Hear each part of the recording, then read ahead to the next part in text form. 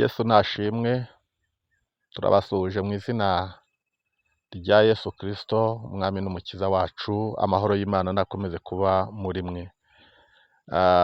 Munyemerere rero dusangire ijambo ry'Imana. Ni Niyonzima Vincent, umuhungu wa bosi. Munyemerere aya masaha dusangire ijambo ry'Imana riri mu gitabo cy'umuhanuzi Yesaya. Igice cyaho ni icya mbere, umurongo wa 19 noneho n'uwa 20 kugira ngo twumve Imana ikivugana natwe. Haranditse ngo nimwemera mukumvira muzarya ibyiza byo mu gihugu, ariko nimwanga mukagoma inkota izabarya, kuko akanwa k'Uwiteka ariko kabivuze. Imana yacu itugirire neza.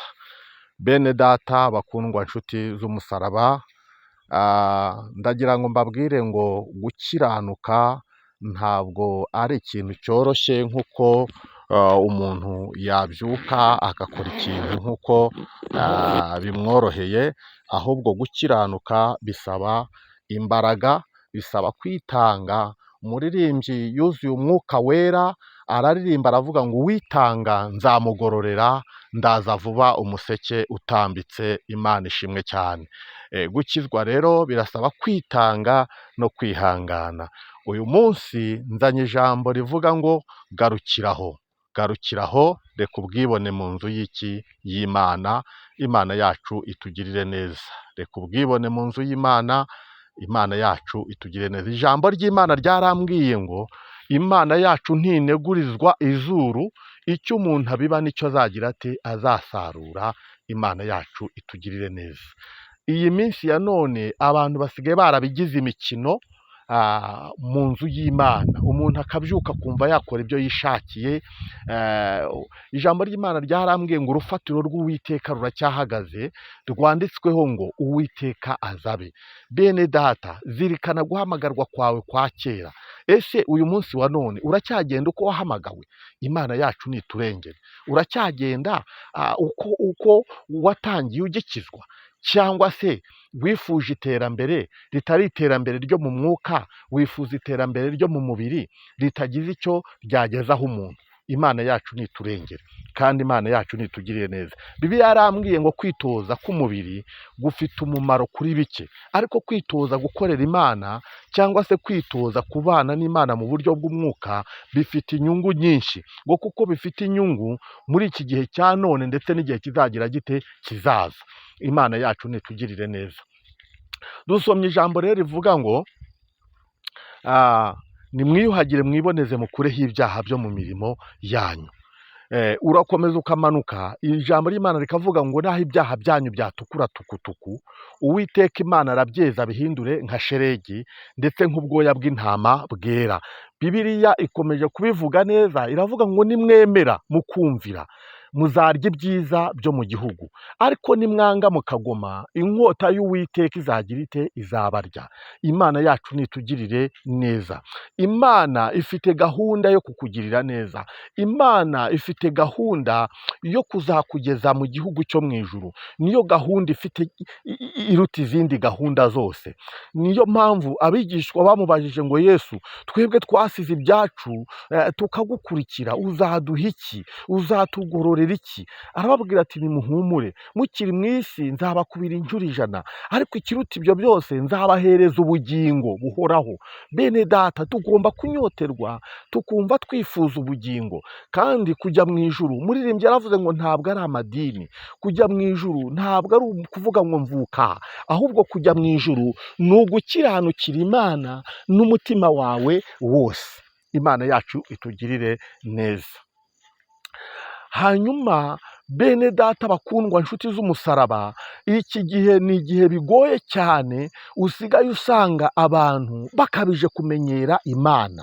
Imana yacu nitugirire neza. Abantu bamenyereye Imana, kandi abantu bamenyereye Imana ni abantu bo mu nzu y'Imana. Imana yacu itugirire neza. Aho usanga abahanuzi bavuye mu rwego rwo kuvuga ngo Imana iravuze, aribo basigaye bavuga ngo turavuze. Aho usigaye usanga abakozi b'Imana, aho bavugaga ngo muze muzi Imana ibagirire neza, muzi Imana ibahereze viza, muzi Imana ibahereze amazu, muzi Imana ibatabare, muzi Imana ibambike, basigaye bavuga ngo muze twebwe tubibahereze. Imana yacu niturengere kandi Imana yacu tugirire neza. Bigeze ahantu habi ku buryo Imana ibabaye cyane, ku buryo Imana bibabaje cyane. Bene data, reka mbabwire, tureke gusubiza Yesu ku musaraba. Icyazanye Yesu ni ukugira ngo Bibiliya bivuga neza ikavuga ngo Imana yatanze umwana wayo w'ikinege Yesu kugira ngo umwizera wese atarimbuka ahubwo ahabwe ubugingo buhoraho. Icyazanye Yesu yazanywe no kugira ngo akujyane, akugeze aheza, akugeze mu gihugu cyo mu ijuru, aguhe ihumure, aguhe amahoro yo mu mutima. Ibyo so na nyoko bataguhaye Yesu abiguhereze, iby'inshuti zawe zitaguhaye Yesu abiguhereze, nibyo byamuzanye. Bene data, reka tureke kwicukurira urwobo niturangiza ngo turwishyiremo. Imana yacu nitugirire neza kandi Imana yacu niturengere. Iyi minsi ya none bigenda bigaragara ku mbuga nkoranyambaga aho abakozi b'Imana benshi bagera ku ruhimbi bagatangira guhamagara bavuga ngo nimuze tubahereze ibi, nimuze tubigenze dutya. Ariko ntabwo ariko byagakwiye kugenda bene data.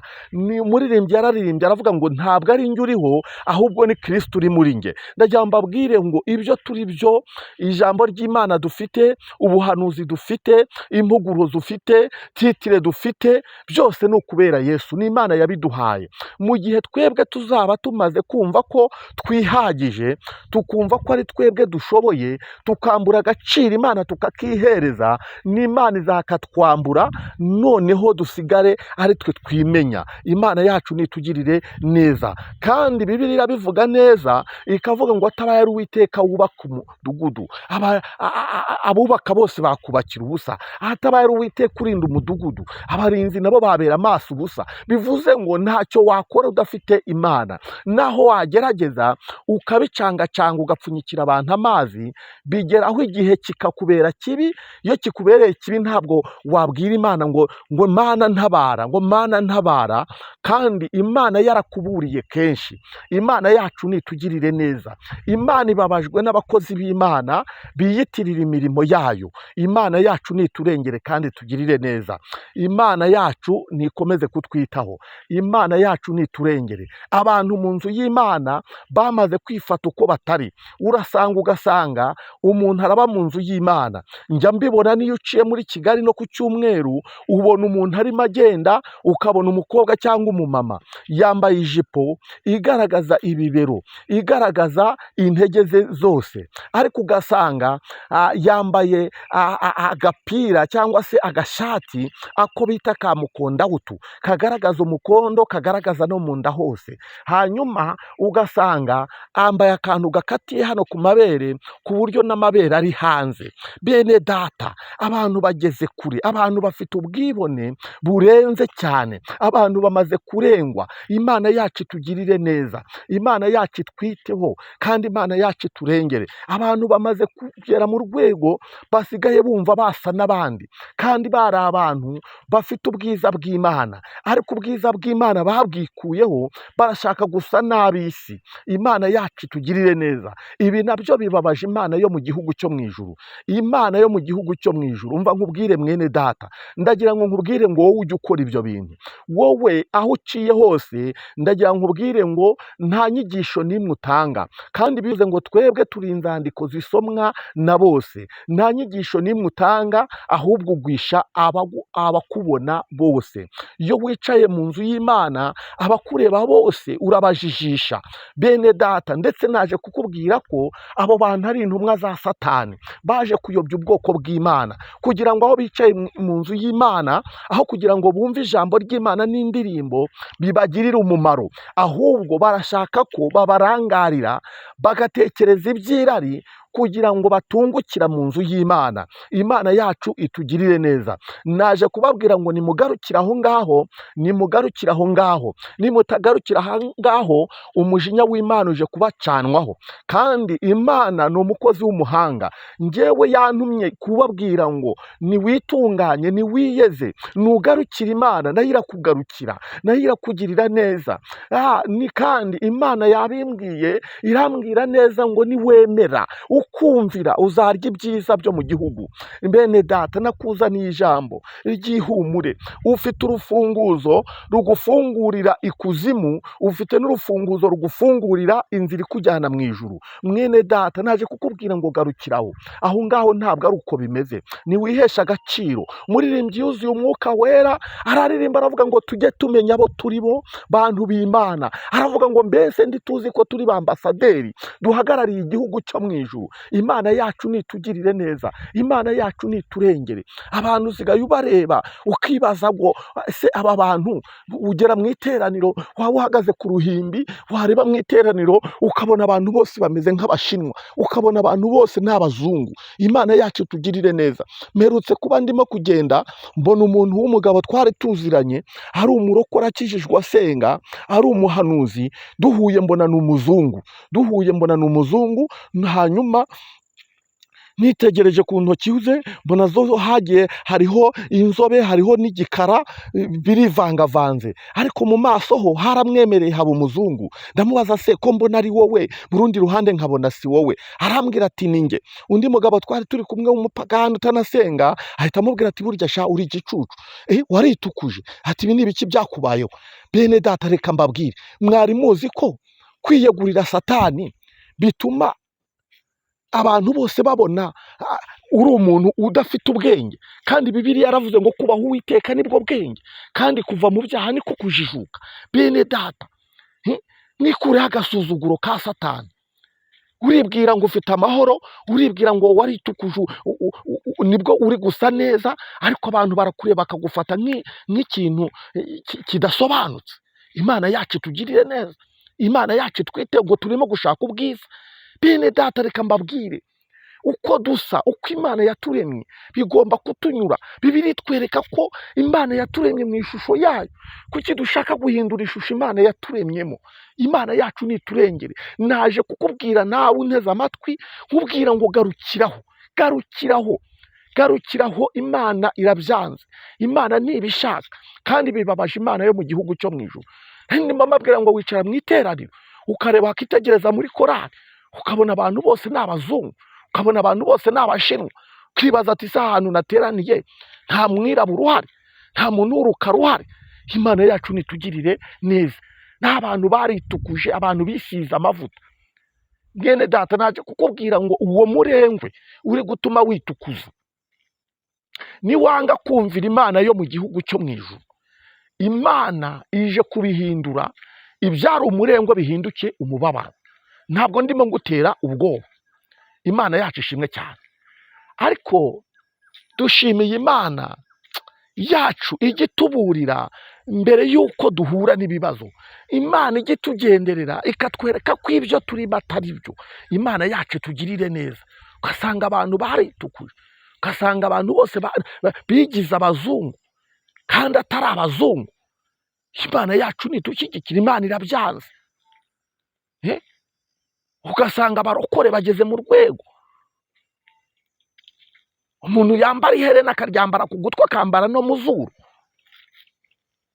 Imana yacu turengera ubwo bwibone. Bene data, tugarukiraho. Imana yacu nitugirire neza.